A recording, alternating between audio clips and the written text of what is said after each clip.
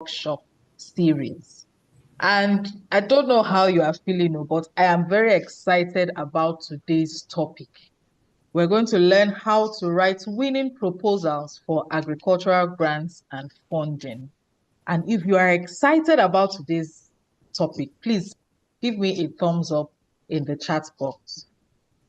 We are excited about today's topic. I am excited. I'm looking forward to learning how to put out the right proposal grants out there so that I can win more opportunities. And I know that that is why a lot of us are here. So welcome, welcome, welcome.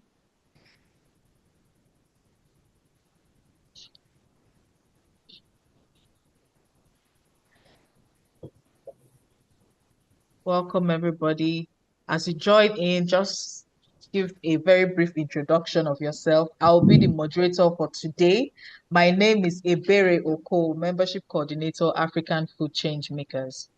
And on the agenda for today is, as usual, the welcome and introduction that I have just begun. And then we'll have the quick poll where we will recall what we learned last month and then what our expectations are for today's workshop. And then I'll just give you a brief summary about African food change makers, especially for those that are knowing about us for the very, very first time. And then we'll have a membership drive. I will introduce you to our AFC community and encourage you to join our community. I'll also introduce you to the facilitator and then we'll go into the reason for today's workshop. And then after that, we'll have the question and answer. So please get your notepads and pens and take notes so that when you have any question, you can ask at this point. And then we'll have the virtual group photograph and introduce you to the next edition. And then we say bye-bye. I'm trusting that today's program will not exceed 4:30 as much as possible. So if you have your questions, make them very brief, ask the questions and they'll be answered. So quickly, let's move to networking. I call it the networking o'clock.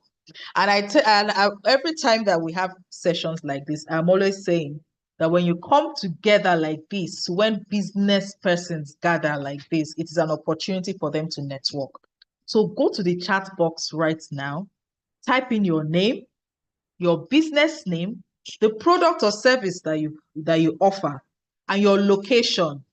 Who knows? You may find a partner in there. You may find a supplier. You may find a client, a customer. Go into the chat box right now and introduce yourself.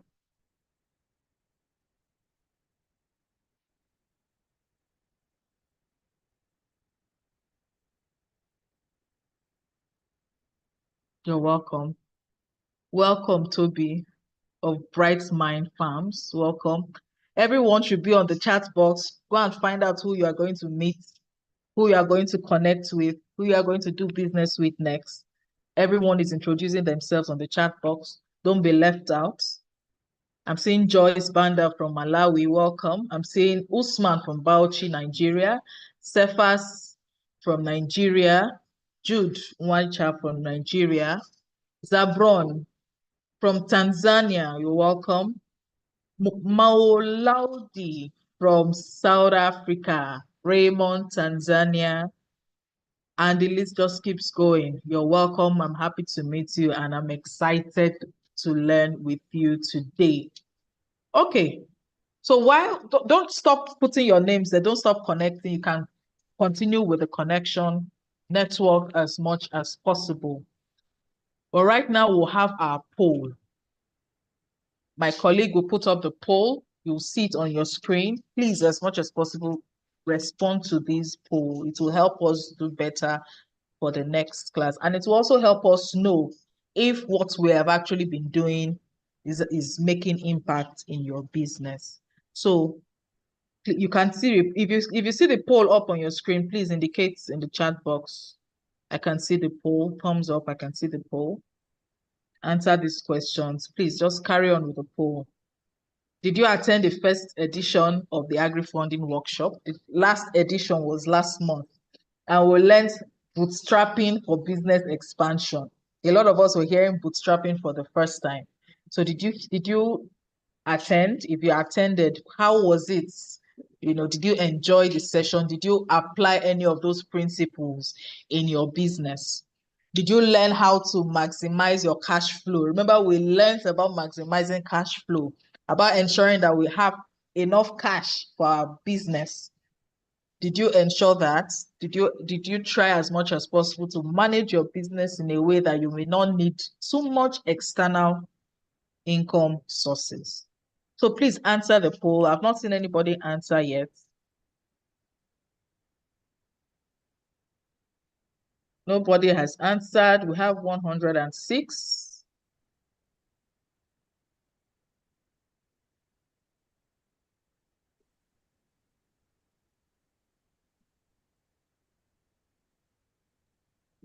Okay, can we take a look at the poll, please? Quickly, let's run through this poll before we begin. Say the poll has disappeared. Oh, we can't see the poll. Okay, we'll put it up again, please. My colleague will put it up again. So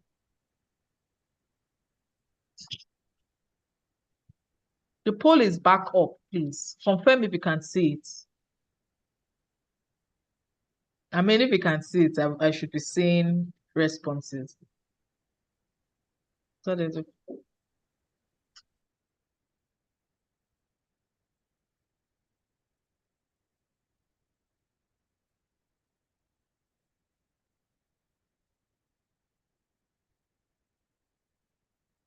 Okay, so the poll is on now. Please quickly help us answer these questions.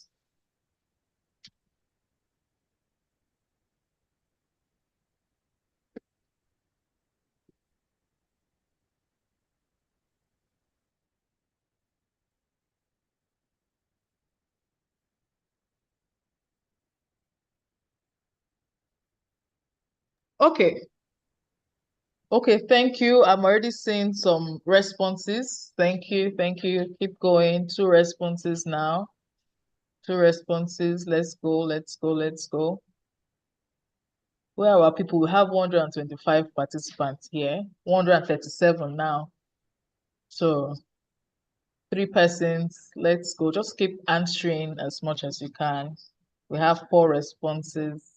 Keep going.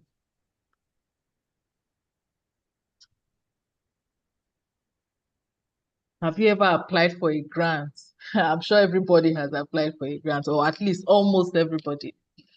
And what is the most challenging part of winning a funding proposal for you? What has been your challenge? What do you think funders prioritize the most in a proposal? From your own experience. Yeah, 23% now. Let's keep going. Let's see how far we can go.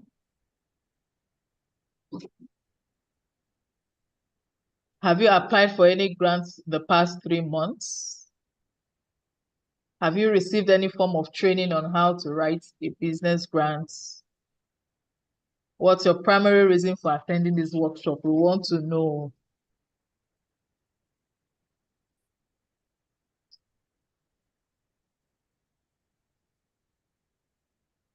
Thank you, 43%. Let's see if we can get let's see if we can get up to 65% answer this, at least halfway. Thank you for your participation. It's very important. It's one thing to organize a workshop. It's another thing to have the participants actively participate. So to everyone who is eager to participate in this workshop, thank you so much. I can see 54 responses already. And we said 65. So let's keep going. Let's see how many people can keep this going.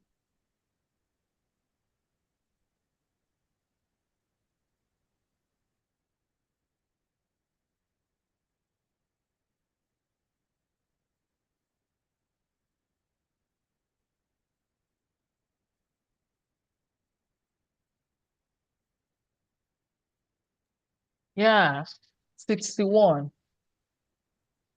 62, 63, 64.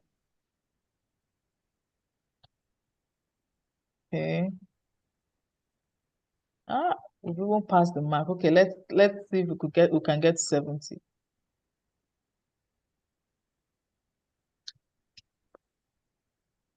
Yes, 68, 69, and 70. Okay, we have 56% of our participants today that participated in this poll, and it's still going up. Maybe we should just end this. Thank you so much. Thank you so much for responding to this poll. It means a lot to us. So I'll just read the results, and I'm sure you can see it on your screen.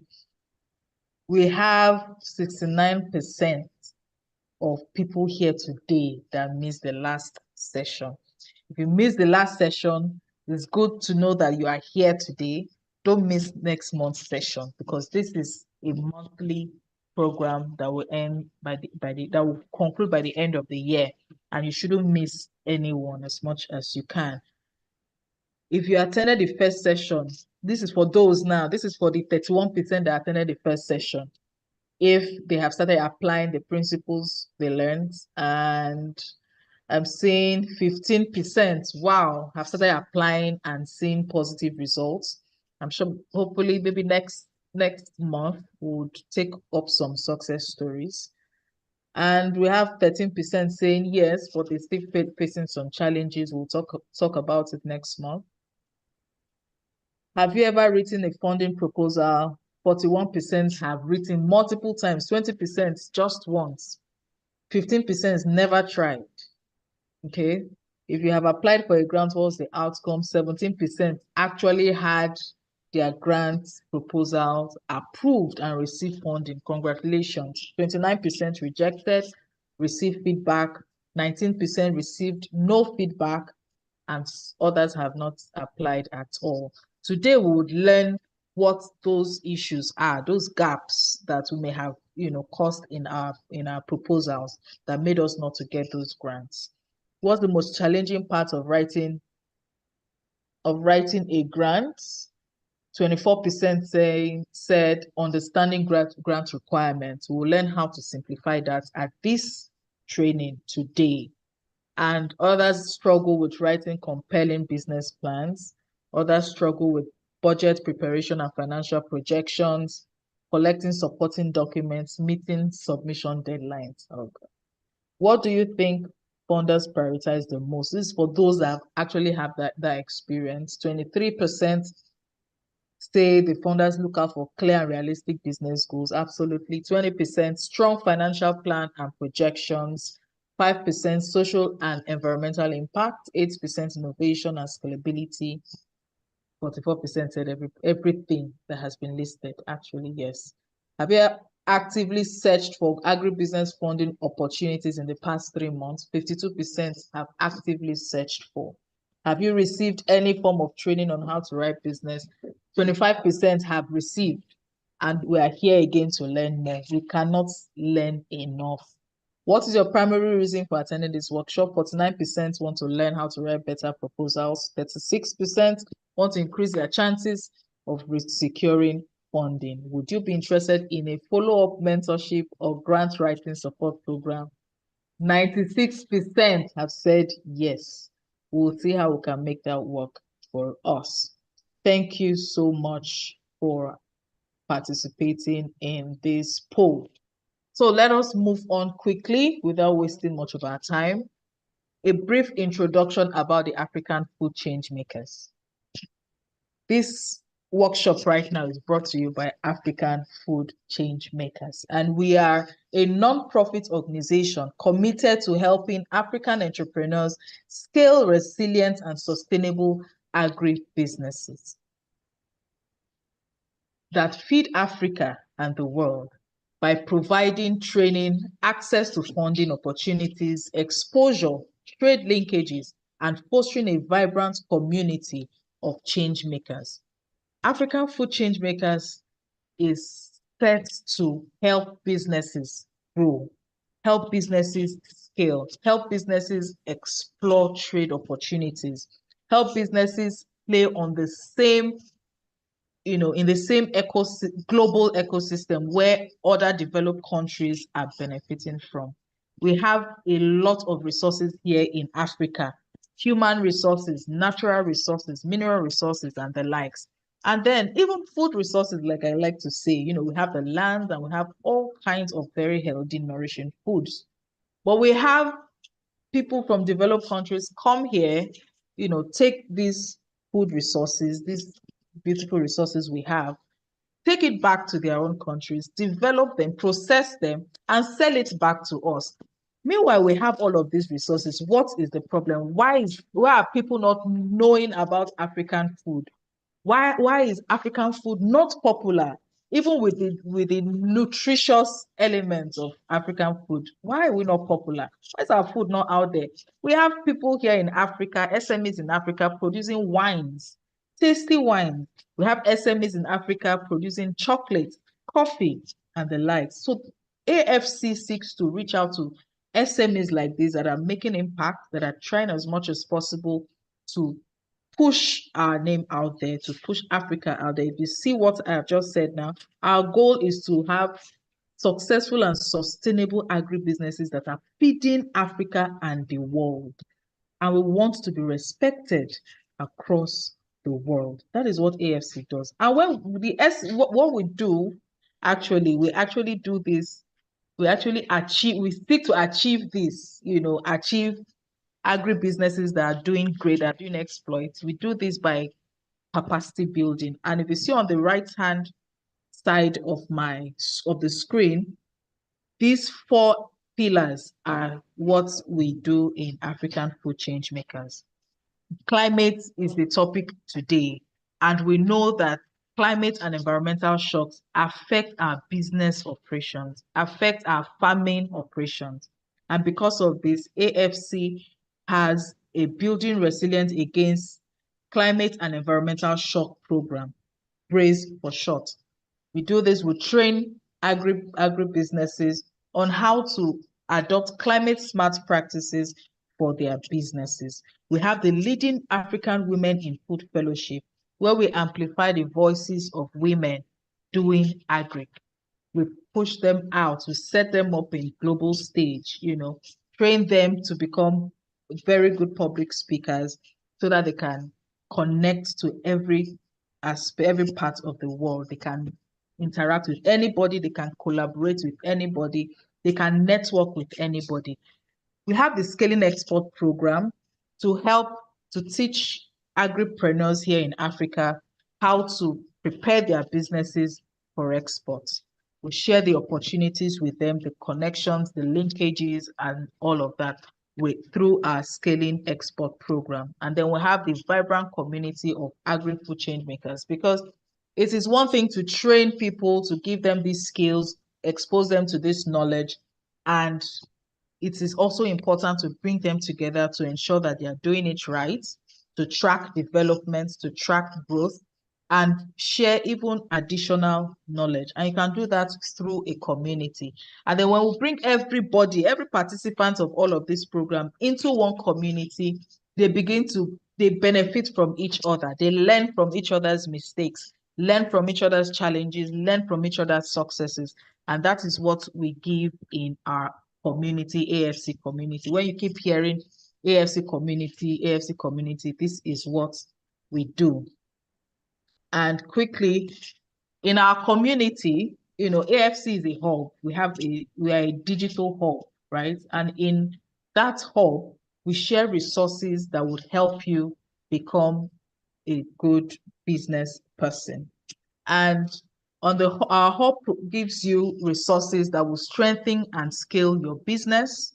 It will help our resources help you prepare your business to enter new African and global markets. We also share opportunities for funding, speaking, and exhibition opportunities. So it's not enough to talk.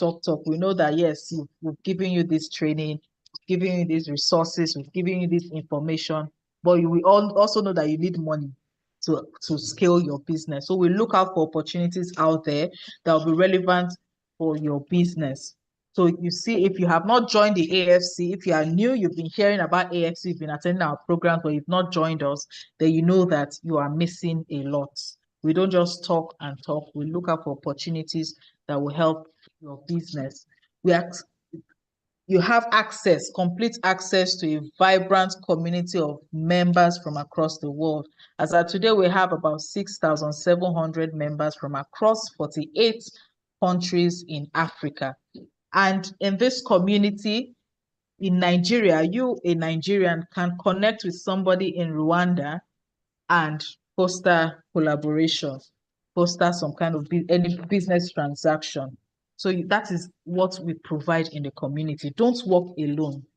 You are in Nigeria or you are in Kenya and you've been wondering how it would be to have your business, to have your product in Uganda or Nigeria or South Africa, and you've been doing it by yourself. Why not join the African Food Change Makers so that you can connect with fellow agripreneurs from other parts of Africa and learn from them, do businesses with them, and take your product into the next country in Africa. We have the hub, like I said, and in that hub, you have the marketplace. Another hub will have the marketplace. So please give me a second. I think I'm having a glitch.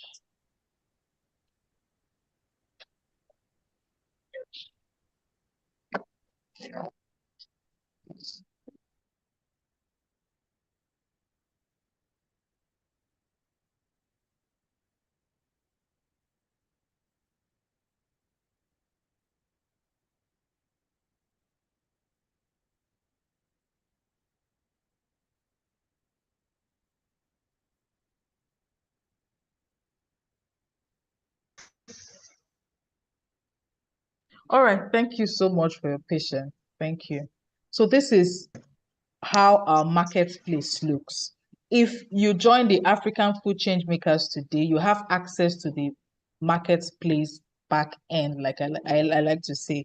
You can post your products, and any visitor to the AFC website can see your product and buy from you, just like the e-commerce platform. The only difference with e-commerce, popular e-commerce platform, is that anybody that clicks on your product comes to you directly. They don't come to us. So we're not taking anything. We're not posting any payments, any transaction. They get connected with you directly and you carry on with your transaction. Are you a processor? Do you have products like what you are seeing on the screen? How have you been selling? How have you been reaching your audience, your customers? Join the AFC today and post your products on the marketplace and enjoy wider reach and wider patronage of your products. We also help you boost visibility, your brand visibility, and promote media engagement of selected agribusinesses. We give you access to exclusive networking events and you enjoy global market linkages. We always look out for exhibition opportunities that we share. So beyond the marketplace, we look out for exhibition opportunities where we know it will be well attended by stakeholders from different parts of the world. And we look out for these opportunities, take your products there, exhibit on your behalf, and people get to buy your products and reach out to you even after the event. There's so much you have to benefit if you join the AFC today. I don't want us to talk much because that is not what we are here for. But quickly, just go to www.afchub.org and join the community today. You will see the join the community icon at the top right corner of your screen, and you click on it and follow up, answer all the questions that will be asked to you. Very, very brief questions, very necessary questions, because we want to keep our community safe and secure for every member. So we would like to know if you are a proper agribusiness person, if you operate in the agribusiness space in Africa, So your business must be in Africa, not outside Africa, for you to become an AFC member. And then you should have existed for at least 6 months. And you should have some kind of digital footprint, social media presence. Either you have a website or you have handles, LinkedIn, Instagram, Facebook, X handles, and the likes. We just want to see the work that you have been doing. So, as much as possible, ensure that you have all of these things. And when you are registering, keep your CAC documents or whatever registration documents you have at hand, because it's one of the documents you will upload. Your logo, your business logo, your personal picture, your headshots. You should have all of those handy, because those are the things that you will upload to join the AFC. Once you click on the link, my colleagues have put the link on the chat box. Just click on that link and it will take you straight to registering to joining the community. Now, to the essence of today's gathering. We all struggle with writing grants. We have experts who write grants, but we have people who have been writing grants for years and still struggle with writing grants. You cannot learn it enough. You may have been writing grants and winning grants, but it's also important that you learn more and know how the industry is evolving, so that you can always remain in the winning space. And today, we are privileged to have Victoria Madedo take us through today's course. Victoria Madedo is an agribusiness expert at AgroValidate Limited.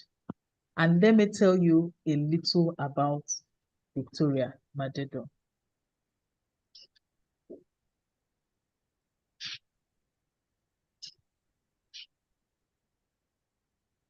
Victoria Madedo is a seasoned business development consultant specializing in agribusiness with expertise in project financing, trade facilitation, and capacity building.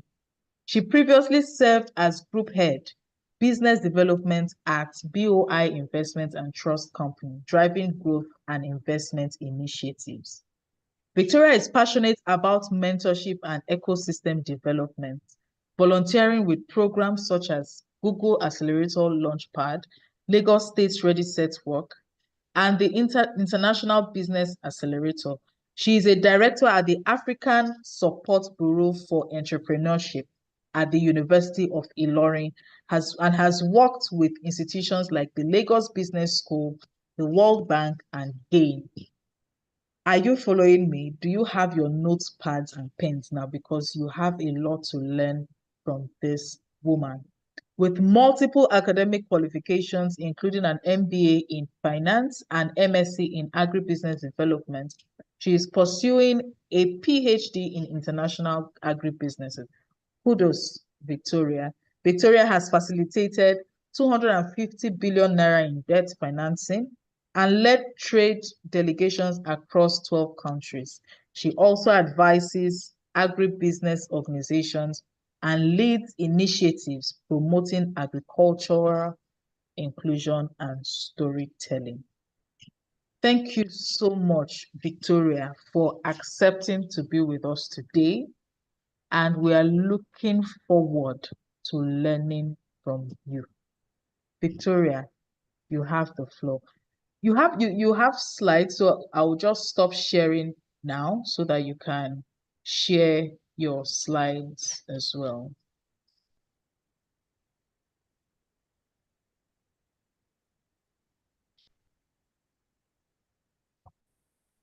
Thank you very much, Iber.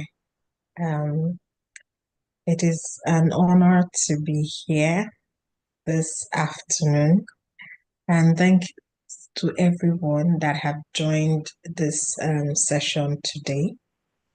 Like Ebere said, my name is Victoria Madedo. I just want to confirm that you can all see my screen as I'm sharing. Yes, we can. Thank you very much. Because of bandwidth, I will go off the camera if that works, so that we won't have network glitches. Okay, thank you. Okay, so writing a proposal for grant, a lot of people will see different grants. We're interested because grants is one of the fastest or surest way for you to have patient's capital. However, it's important for us to know the different types of grants that exist. So we are sure whatever we're doing is fit for purpose. I say before you start anything that relates to writing a proposal, you need to first do your own research. That's the major trick to success in grants.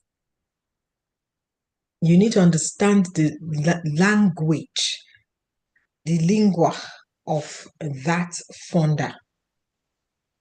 You need to understand the focus of the funder. You need to understand the purpose of the fund.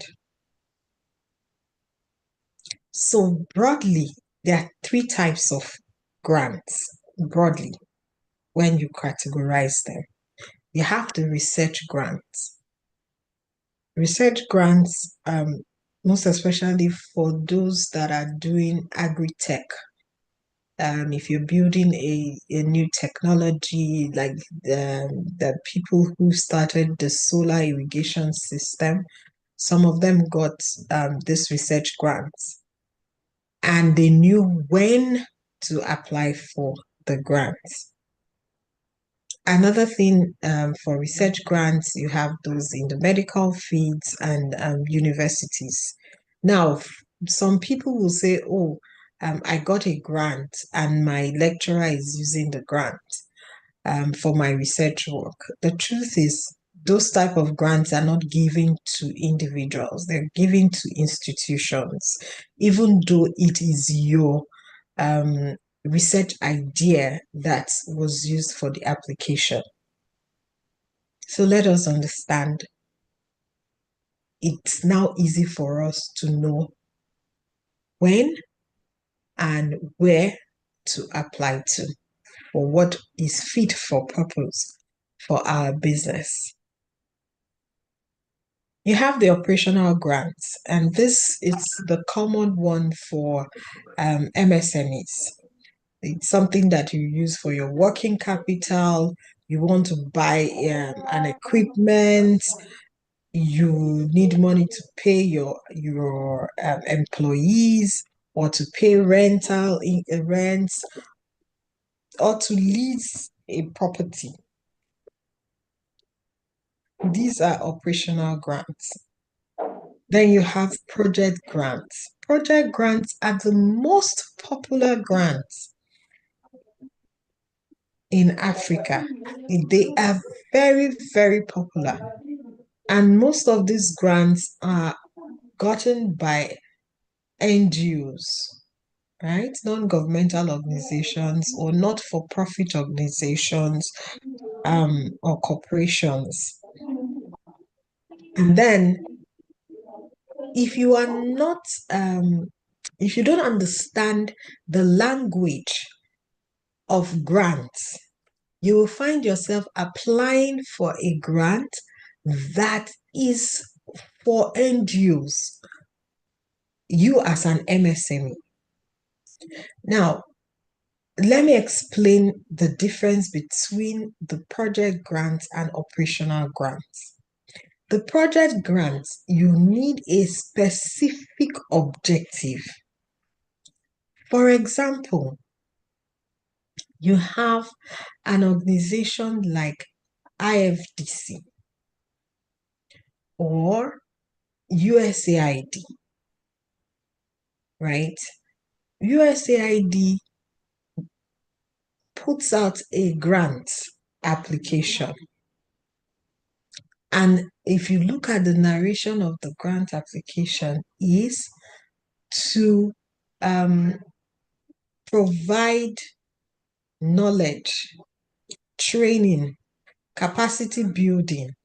I want you to take note of the languages I'm using, right? Because once you understand this terminology, it makes it easy for you to write in line with these wordings. You will see words like sustainability, right? So they put out those kind of call for application,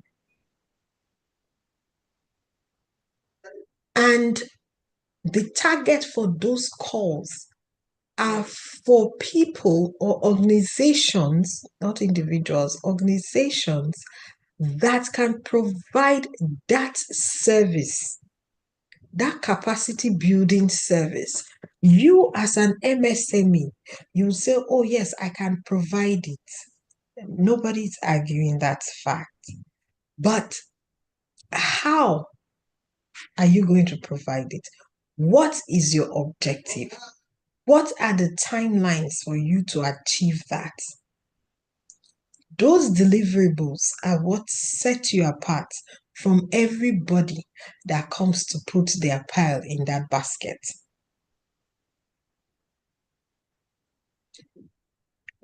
Are we together? I just want to be sure that I'm not offline. Yes, we're together. Okay. Yes. Yes. So, Yes, we are.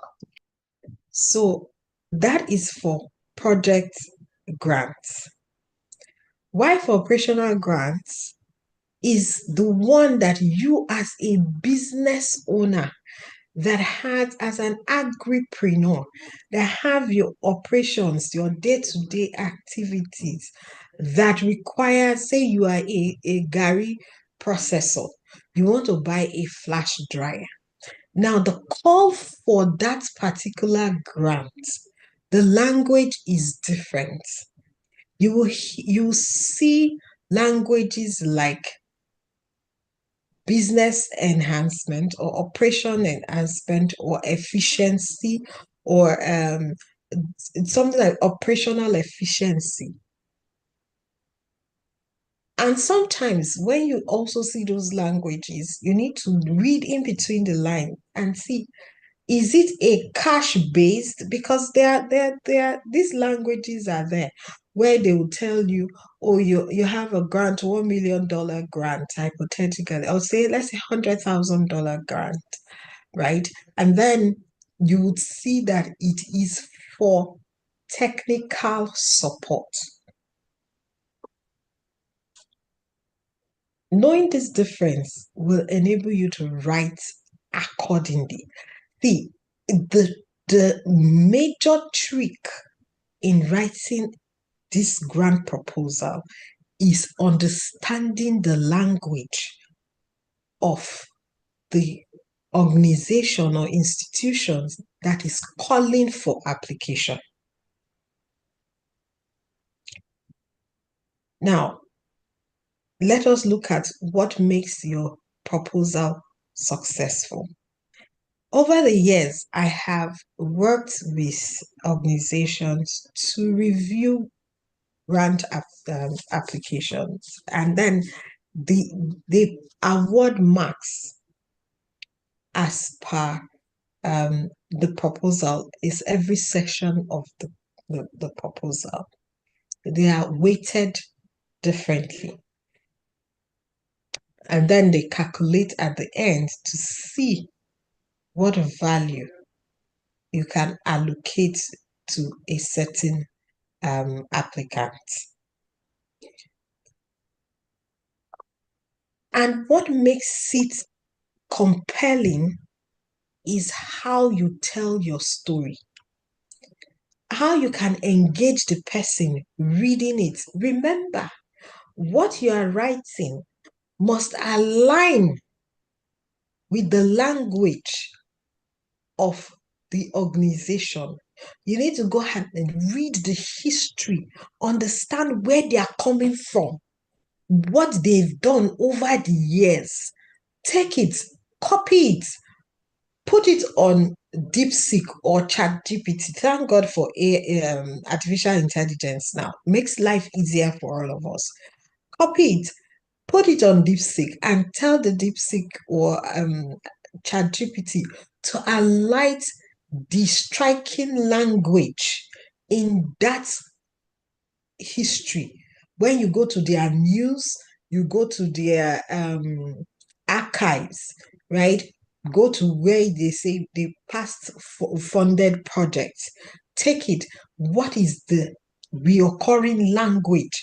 What is the main language? What is the key differentiating factor? What's the reoccurring factor in all of these? You take those, pick up those languages, pick up those words, and then you use it as your foundation. They are your building blocks. So if you see things like technology, innovation, sustainability, gender inclusion, um, uh, bottom of the pyramid, you see languages like that, you build your story, because writing a proposal is storytelling. You build your story around these recurring words. Look at your business and see, does my business align with these words? You can call it thematic area of the funder. Does my business, you categorize them? Is it focused on supply chain linkages? Is it focused on value chain development? But take these words, build them, and use them for your executive summary, so that the first few paragraphs that the evaluator reads strikes a chord. It hits directly, speaks directly to what that funder is calling for.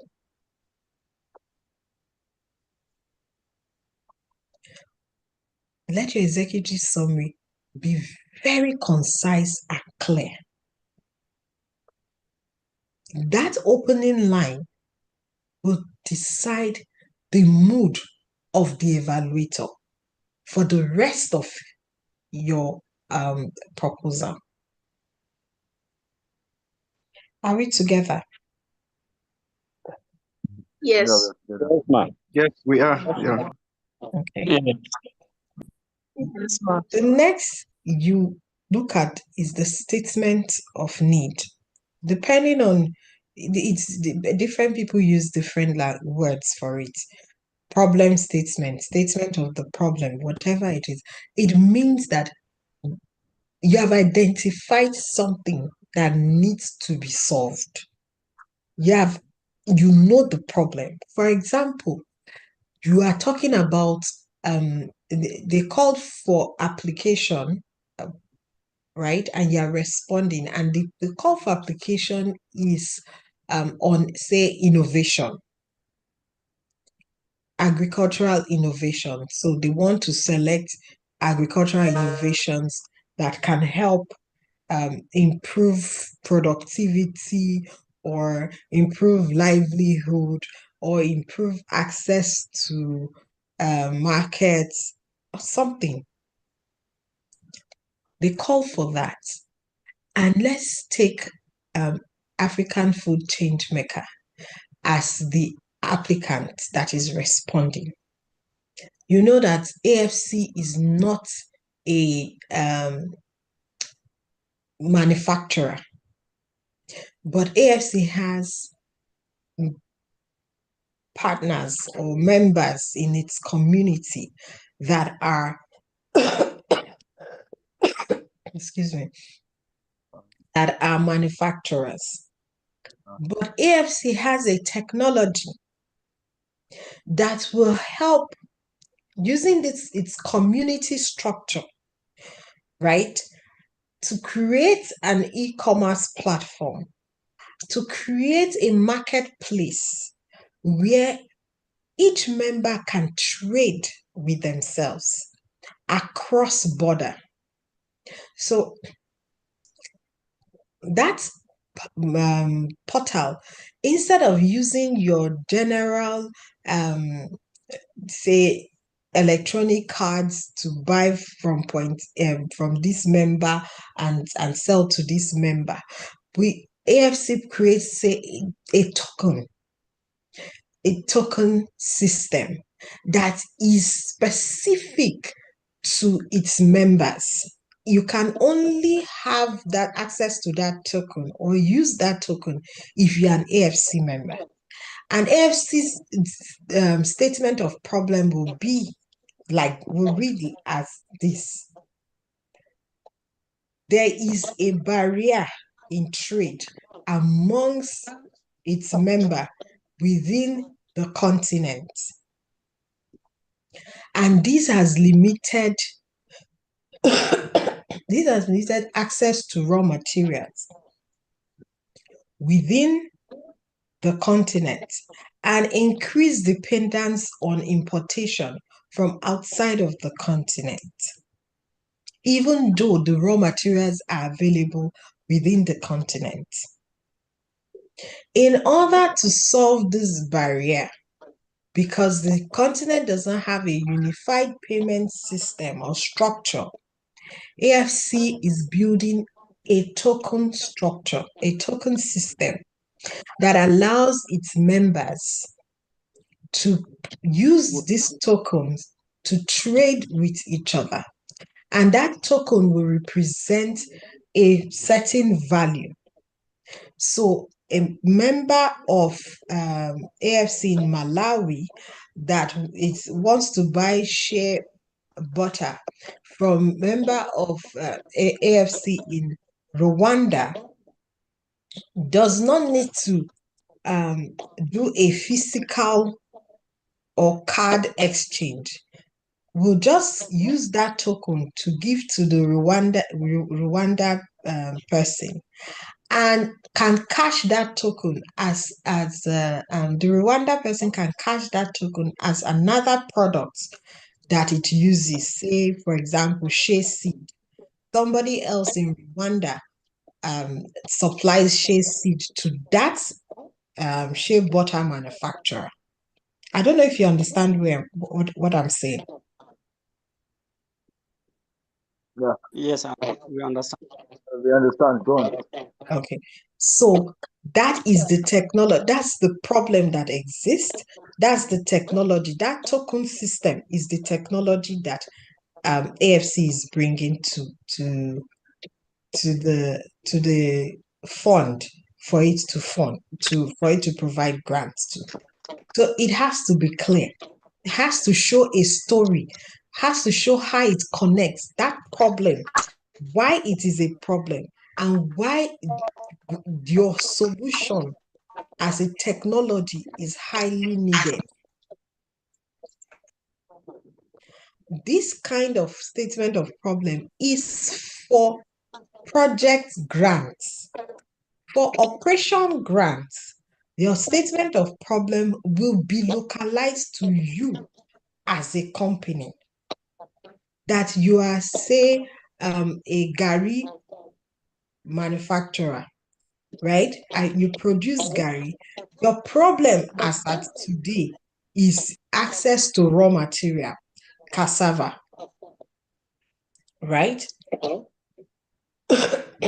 Say you don't have access to cassava, or you have access to cassava, but because of the way it ferments, the fermentation process that is very fast, so you cannot store your tubers for a long time. You are seeking technology that will help you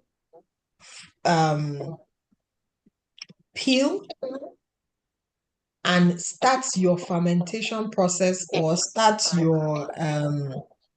your frying process faster than what you currently use. Maybe before it takes you 5 hours from where you buy your cassava and deliver to your factory. By the time you finish peeling and all of that, you have already started noticing that the cassava is becoming fibrous in nature. You will not be able to get as much as you content, or it becomes more difficult for you to ferment, or it becomes more difficult for you to grate, depending on what the challenge is. But you are able to establish that these are the challenges. Layer 1, layer 2, layer 3, these are the problems you experience. And this is why you need this particular technology to overcome it. Then you now describe what this project is going to be about. Oh, say for example, I'm going to be using flash frying system, or I'm going to be using solar irrigation system so that I can have more access to raw material, depending on what particular problem you have stated. You now describe the solution, the gap that you are feeling. You now describe the activity you are going to use to fill that gap, to solve that problem that you have identified. Remember, the problem must align with the call for application. Then you begin to tell the story of how it will impact the women within the locality, improve their livelihood. It will make them take their kids to school. Most of the children that are out of school, say they are like, you put numbers, statistics, say within the environment, maybe you have 200 children, and out of the 200, 150 of them are out of school because they don't have their mothers or their family do not have access to good income. Your project will improve the livelihood, increase income for these families, and then they'll be able to put their children in school. Or you are going to take a portion of your profit to dedicate into scholarship scheme that can that these children can have access to and go back to school. The impact, it must be measurable, because every grant wants the KPIs, the key performance indicators, that they can use to hold you, to measure and evaluate your performance over time. Then you put the justification for your budget. Why are you asking for this amount? What are you going to use the money for? How are you going to utilize the money? All of this, you must engage the reader. You must say it in a way that it is interesting, because you're using, not just dropping figures. The figures must tell a story. They must follow a structure, a simple structure. I have tomato. I want to do dried tomato, powdered tomato. Why am I doing powdered tomato? Say in Nigeria, there are a lot of tomato that goes to waste during the peak period. And a lot of people use the Rafa basket for their tomato, increasing the deterioration of our tomato. However, the distance also between the northern part where the tomato is farmed and the southern part where most of the tomato are consumed, because it has a larger population, is a lot. And there's a lot of wastage within that period. And the shelf life of tomato is short. As such, I want to do powdered tomato. You need a dryer and a hammer mill. The dryer will help me to dry the tomato within a certain temperature, to mimic, say you're using solar dryer, to mimic the sun so that the integrity of the tomato is still there. And then I'll use the hammer mill to grind.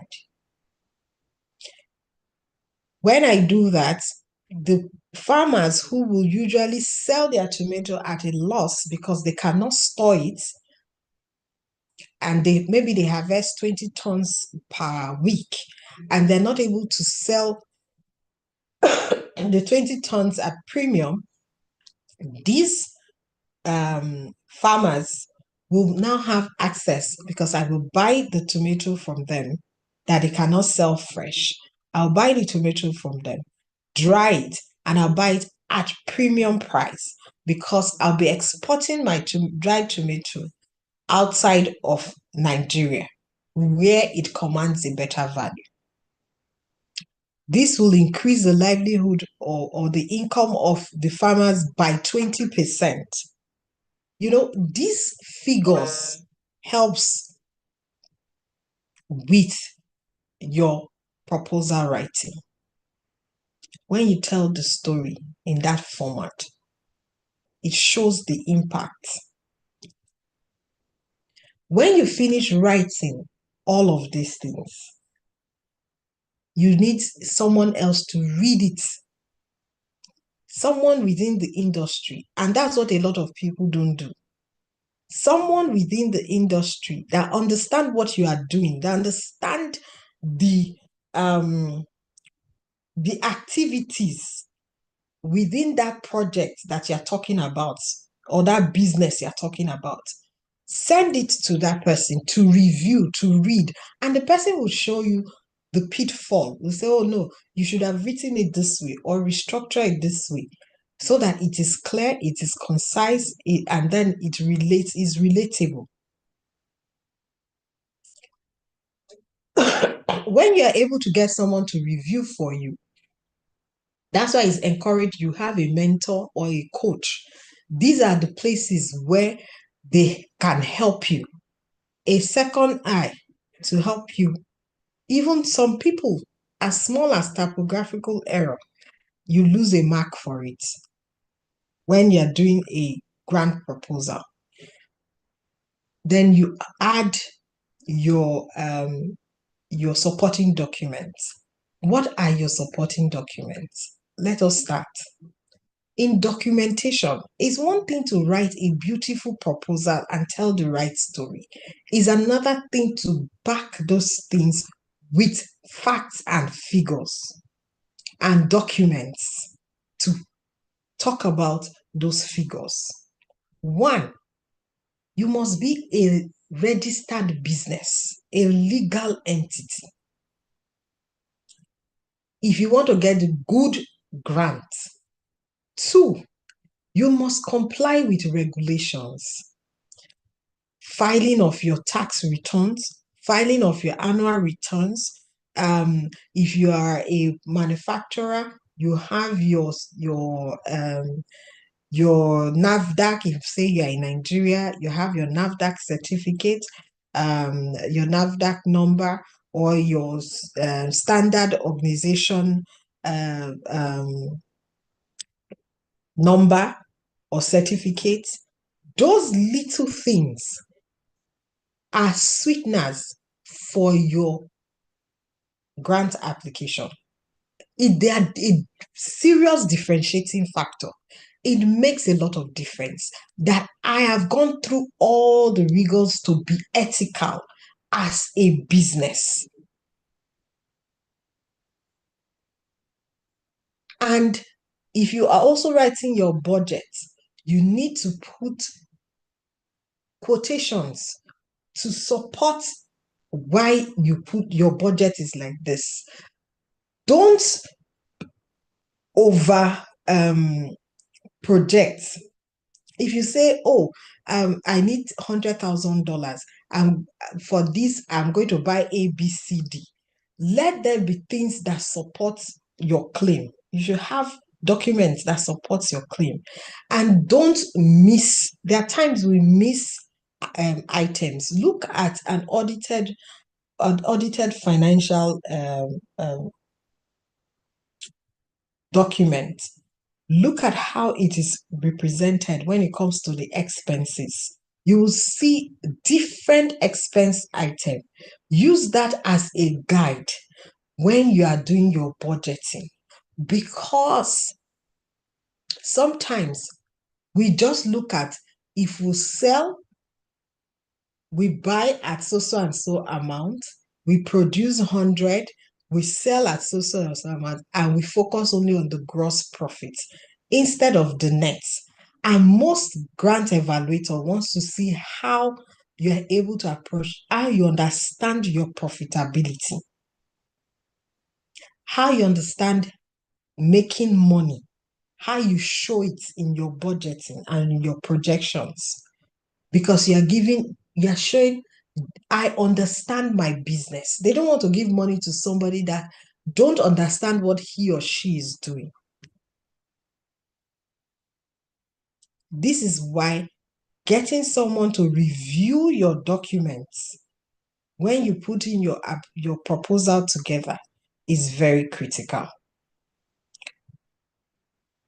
In summary, we're saying, if you want to write a proposal and you want it to get you the grant, one, do a thorough research on the fund provider. Two, let your project align with the focus of the funder. Three, let your problem statement aligned with the linguistic or the language of the call for proposal. Four, let your proposal show impact and self-sustainability. Five, do your budgeting according to the industry standard.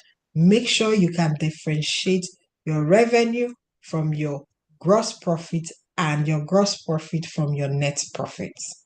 Lastly, get someone to review for you. Discuss your proposal with one or two other persons so that you can get feedback and use that feedback to improve your application before submitting. Thank you very much for listening. I hope with this few insights, you'll be able to write your proposals. Thank you very, very, very, very much, Victoria. Very insightful and very, very precise. I really appreciate it. Please let's everyone give her a round of applause on the chat box. Give Victoria a round of applause. We already have questions already. If you have questions, please put your hand up. You know how we do it. Put your hand up. When I see any hand up, I will call you to unmute and then you ask your questions. But I saw one question here in the chat box. Sometimes the challenge is just to implement best existing practices and to overcome hurdles, non-existing value chains, bureaucratic difficulties.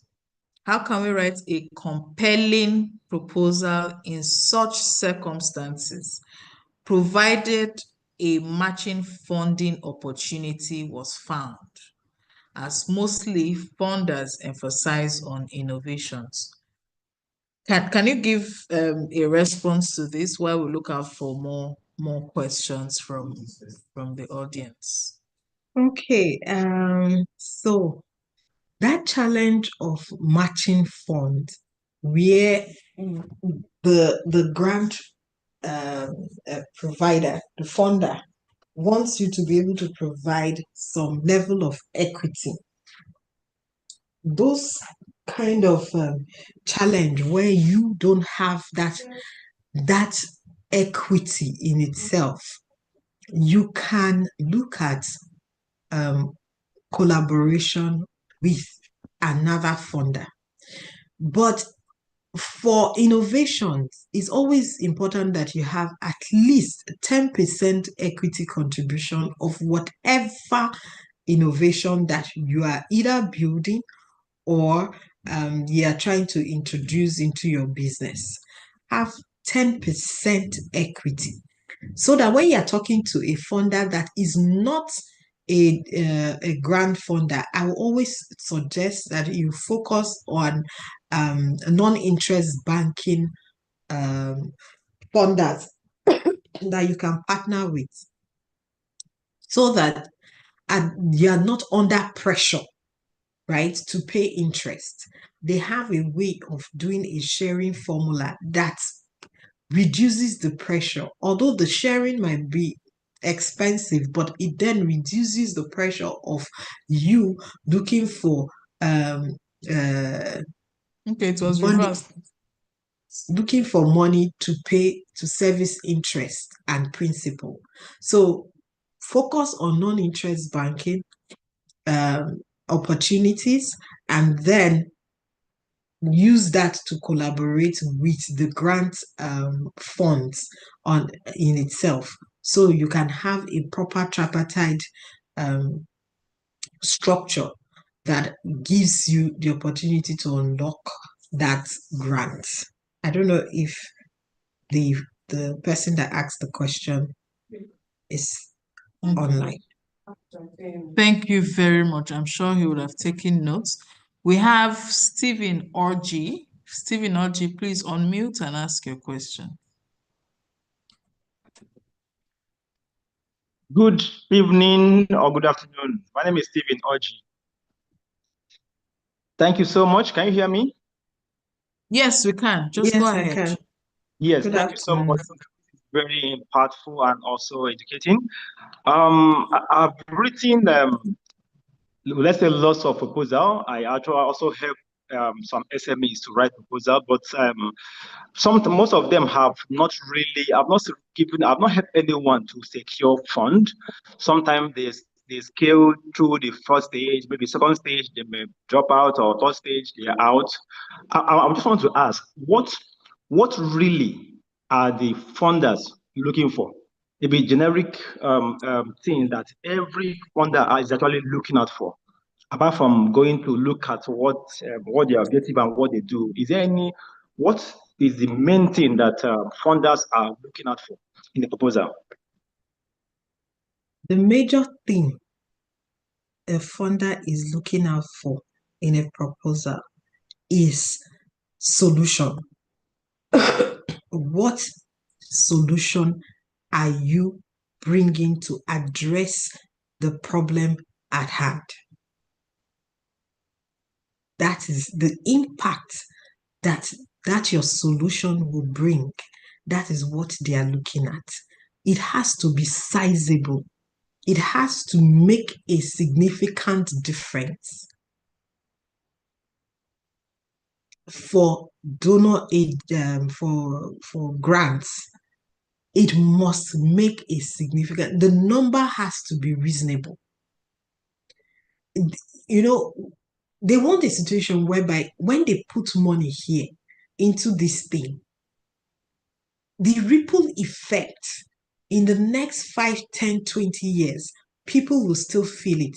Let me give you an example of the ABBA cluster that was done. It was a funding that was done by MADE. It's called Market Development for the Niger Delta region, right? So they put money into ABBA cluster, because ABBA cluster, they do a lot of shoes, leather work, and all of that. And different agencies have done training, capacity building for them, but it has not changed the narrative. So they did a survey to say, let us do this called needs assessment. Let us see what exactly these people need that will change the narrative. And instead of them doing fake Louis Vuitton and all of that, What can keep them sustained? Now, the thing that these people needed was a finishing machine. That finishing machine, if they bring it, it will increase their output from 10,000 pairs of shoes a day to about 100,000 pairs of shoes a day. Just with that finishing machine. And it will give it the same standard, right, that an Italian shoe will same finishing that an Italian shoe will give. And that will allow one businessman that has that finishing machine will be able to serve the entire market that, as at that time, had over 250,000 SMEs that are doing leather shoes. You see the ripple effect till today. That equipment still functions. This is 9 years after. And the grant at that time was about $62,000. So they want, grant providers want a self-sustaining. They don't want you to come back for more grants or depend on other grants. They want, when they inject this fund, it can catapult you to the next level, one, and catapult the people around you to the next level. And you can sustain the business, run the business by yourself over a period of time. That even if you need another intervention, is to scale to the next level. That is the key. That's what they're looking for. Thank you so much. I Very love it. much. Yes, yes. Thank you so much, Victoria. Let's hear from Nadia Mapenzi. Nadia Mapenzi, please unmute and speak.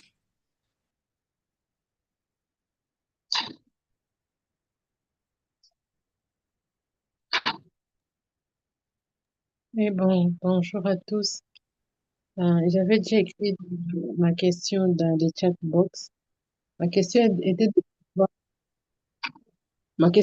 savoir si ce Canva va avec tous les types de subventions que vous nous avez montrées, que vous nous avez enseignées.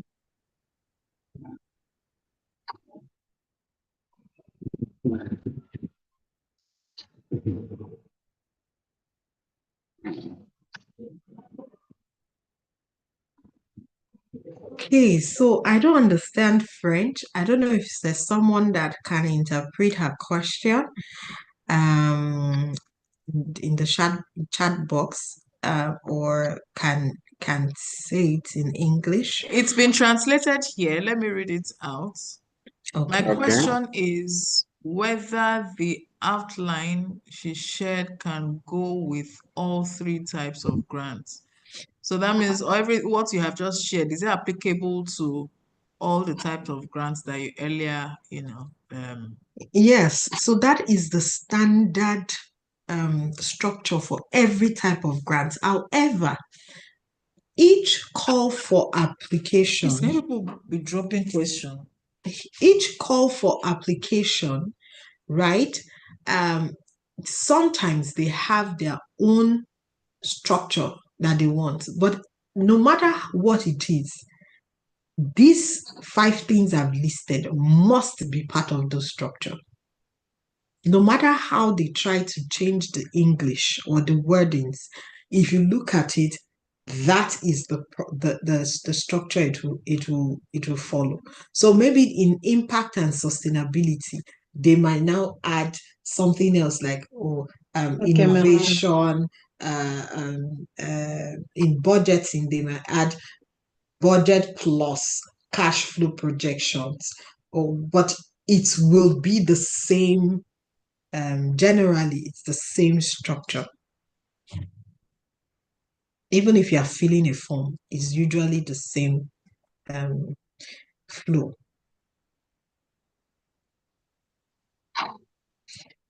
Then for the person that asked for if annual return and tax clearance can be a disqualifier, depending on the value of the grant, if it's grants above $10,000, yes, most times it will be a disqualifier because they want ethical businesses, right? So that they don't put money in a business that the government can come to close down because it becomes a bad reputation for them. Say the tax regulator comes and slam your factory with tax invasion or tax default sanctions. Because when they give you that grant, they have to list it. It is part of their own PR. They will do PR for it. It will be on their website. It will be listed in some of their documents on their social media handles. You will also state it that you got grants from them. So they want to be associated with people that are ethical in nature. So most times, yes, they will um, disqualify you if you do not have those regulatory requirements. Okay. Thank you so much, Victoria. Let's quickly take a few more questions.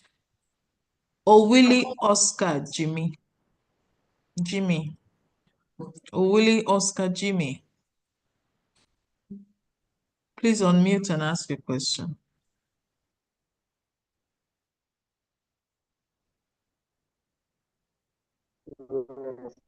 Thank you so much. Good evening. You need to speak up, please. Thank you so Okay. much, madam, for Great. this. Thank you so much.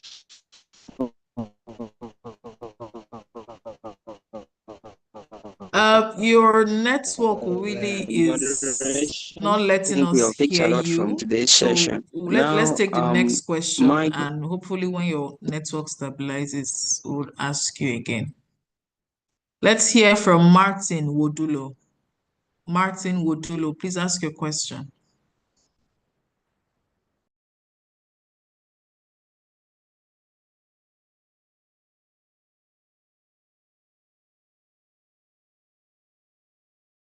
Martin Wodulo, you are muted. Unmute.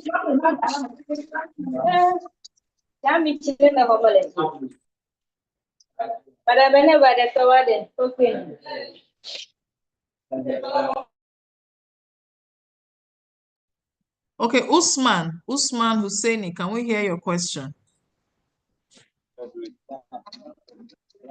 Hello. Yes, proceed Hello? with your question, Usman. We can hear you. Proceed with your question. Okay, good evening, Auntie. My question is, after writing a proposal, can you kindly share a list of those who give the grants? Okay, Hello? I will send, if you're a member of the AFC community, I will Yes. send a list to Ebere so that she can share with those that are registered for this webinar. Okay, that is the question what I tried to ask. We are waiting All right. to send you. Okay. Thank you, Usman. Thank you. Ismail Abubakar. We can listen to your question now. Ismail Abubakar. Idan za ka yi tambaya in ka ɗaga hannu za su biya su.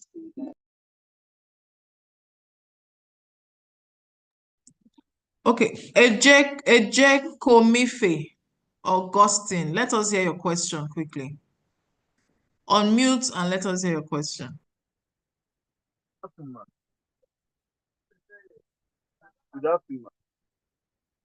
Good afternoon. Can you speak up, please, so we can hear you? Yes, my question goes like this. I often see grant opportunity that normally say an innovative. We're struggling to hear you. Can you go closer to the mouthpiece, please?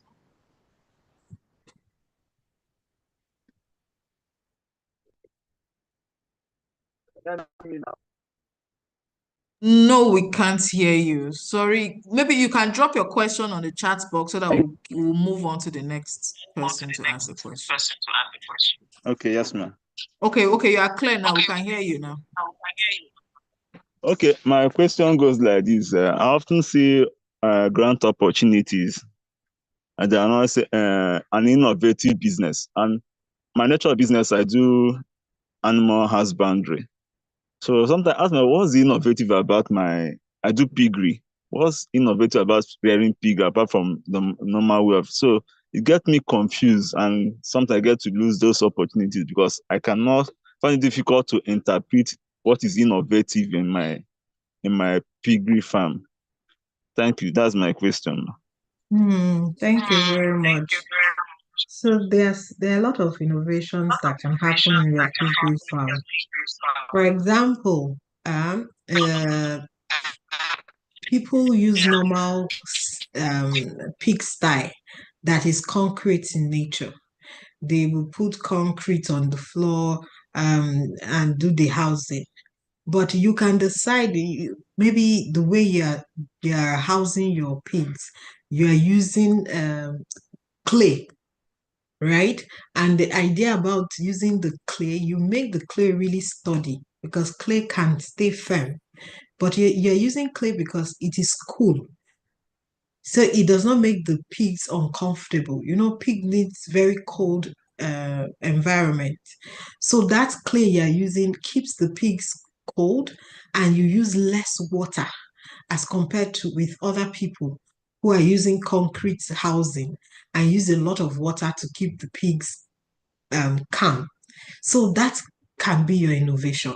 It doesn't need to be something grand or expensive that makes it innovative. What makes it innovative is your ability to reduce cost and yet have maximum efficiency in your operation.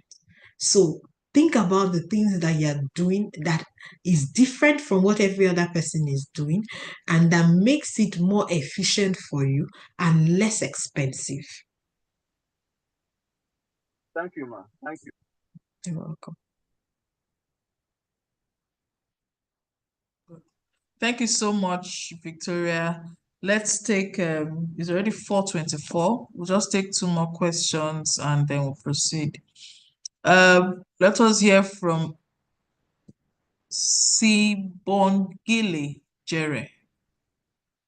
Sibongile Jere. I hope I pronounce you well. Can you unmute and speak, please?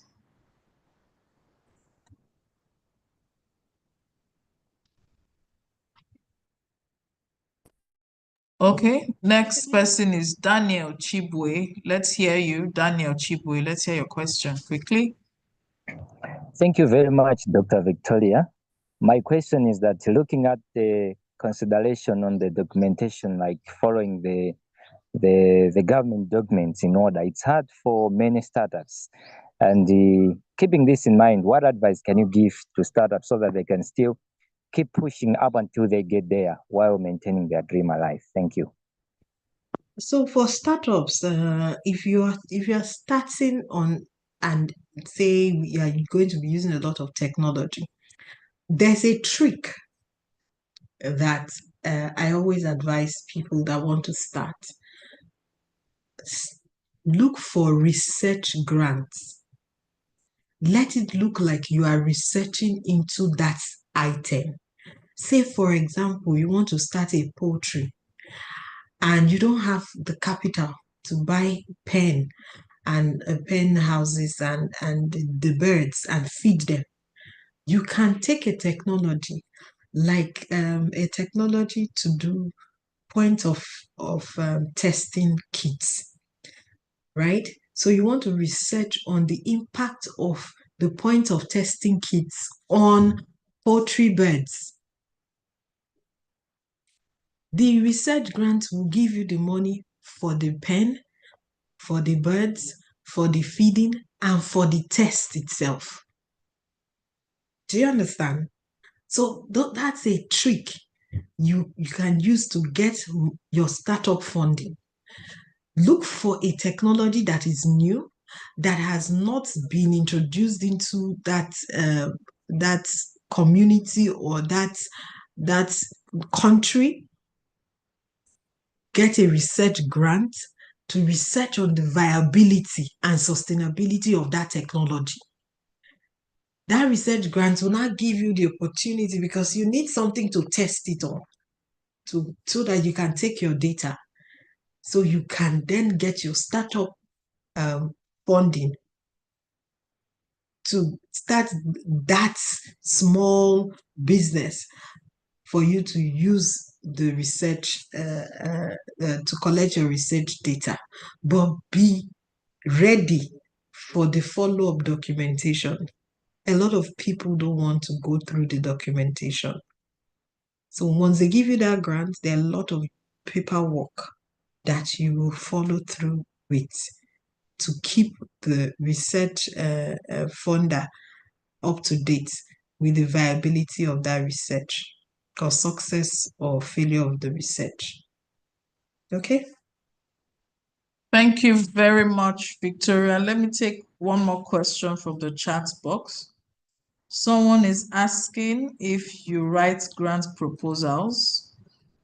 I think I'm very sure a lot of participants in this room would want to reach out to you after now to either help them go through their proposals or help them write. Do you provide those kind of services? I used to write, but for a while now, I no longer write. But I can review for people. I can do that review because I am in a mentorship structure where I have to mentor them to write. So I don't have time anymore to write for individuals. But I can review it and then correct and give you feedback. Yes, thank you. Okay, here you have it, participants, members. Go and develop your proposals, and you can always reach out to Victoria to help you review your proposals and give you the necessary guidance you will need. Thank you so much, Victoria. I'm sorry we cannot take the rest of the questions. We are behind time already. If you have any questions, yes, I'm sorry about that. If you have any other questions, just go to the chat box and put them there. We would send your questions to Victoria and we'll send you her replies. We have your email addresses. We would share all of this with you. And a lot of people have been asking if we will get the slides. No, you're not just getting the slides, you're getting the entire recording. You will get everything that you have learned today in your mailbox after today's training.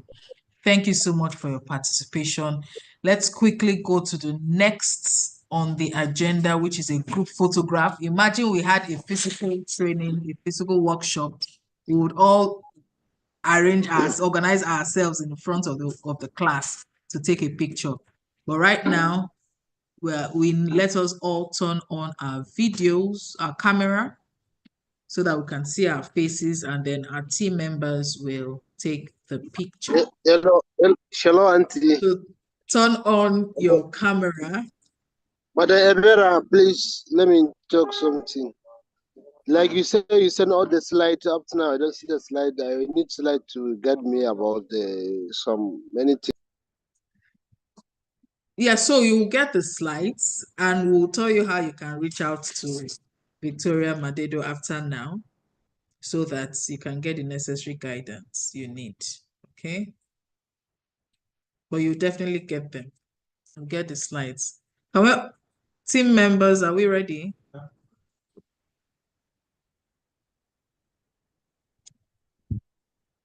Can we all have Victoria, please, can you stop sharing your screen? Good, beautiful. So everyone, turn on your video. Let us see you.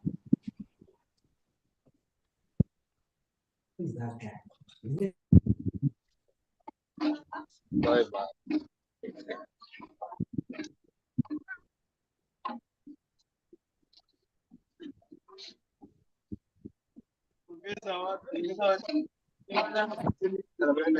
Madam, We need your assistance, please. We are in Africa.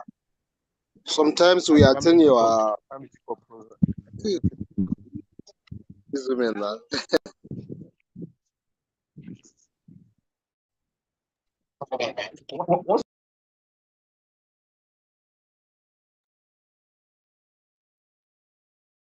Thank you for giving us your beautiful faces. You have this with you now. You can share if those of you that had taken the shots already.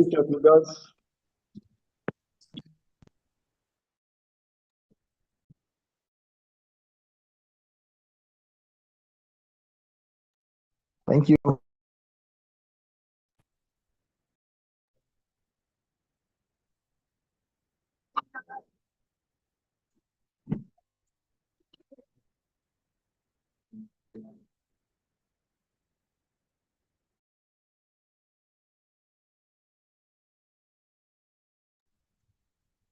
So next month, on the 24th of April, 2025, Thursday, same time, 3 p.m., we would have another edition, Attracting Venture Capital, What Investors Look For in African Agripreneurs. If you find an investor, if you find somebody interested in investing in your business, how would you take care of your books? How would you prepare your business in a way that the investor will want to put in money into your business? Don't miss April edition, 24th April 2024, Thursday by 3 p.m. Like I said earlier, the slides for today will be sent to you after the session, and you can follow through and study by yourself, and would also see how we can connect you with Victoria Madedo. But please, when you connect with Victoria Madedo, she does not give grants. So don't call her, don't send emails requesting for grants from Victoria Madedo. The only thing she can do for you is to help you review your proposal to be sure that you have fulfilled all necessary principles for writing a grant proposal, and then you proceed. Don't take that access for granted. Thank you everyone for participating, asking your questions, and being very, very, very active here. Go and look for us on Instagram, look for us on Facebook, look for us on LinkedIn, and follow us so that you can get updates about the AFC Hub, about ideas, about insights in the agribusiness sector, so that you don't miss out at all. Thank you very much for joining, and I'm looking forward to meeting you in April, Thursday, 24th April 2025 by 3 p.m. See you there. Bye.